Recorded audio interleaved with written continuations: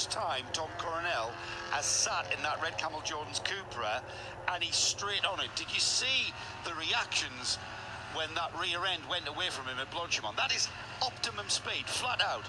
120, 125, 30 miles an hour. I think we're going to have to have a word with the guys at 0221, because rather than seeing the view out of the front windscreen of the car, I want to see Tom Coronel's face. I want to see whether his eyes are popping out on stalks or whether he's just grinning, having a great fun time. You know what? Vastly experienced driver of all types. I mean, he's driven everything. And knowing Tom as I do, I doubt his pulse rate would have barely been over 60.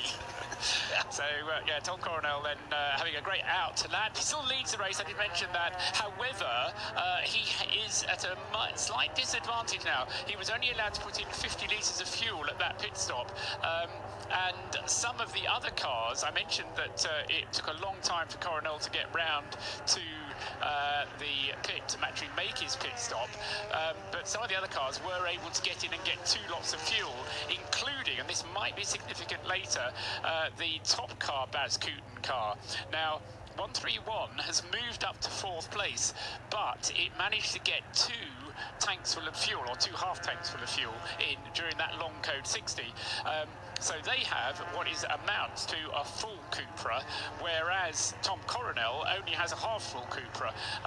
So, as I say, at the moment, it's very much advantage Red Camel Jordan, but as I say, at the end of the next half hour or so, Tom Coronel's fuel load will start to lighten, and Kari-Pekka Laaksonen, who's taken over the top car Baz Kooten Cupra, the number 131 car, will be able to go on a little bit further. And I suspect by the end of 2 hours of this race, or certainly by 2.5 hours of this race, we may well have the number 131 Cupra leading.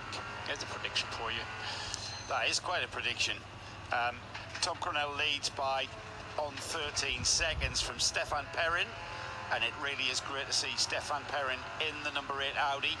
He's taken that car over from his teammate Vincent Rademacher, and Stefan had a big accident in the pit lane at the Barcelona 24 hours, and a very lucky man indeed. Paul, I don't know if you... It wasn't really him who had the accident, it was someone who drove into him. He was standing by waiting to get into his car, and the GPX Porsche was coming into its pit box, didn't see or wasn't able to stop in time, hit Stefan. Stefan was sent tumbling.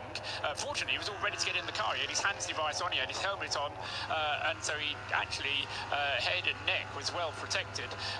But he did suffer, I think, some damage to his ribs. We haven't actually had the chance to catch up with him, but he's in the car now, and if when he gets out of the car, it'll be interesting if Di can catch up and ask how Stefan is. But as I say, it wasn't an accident. Well, it was an accident, but it was not a racing accident. His accident. It wasn't his accident. He was just standing by waiting to get into his car.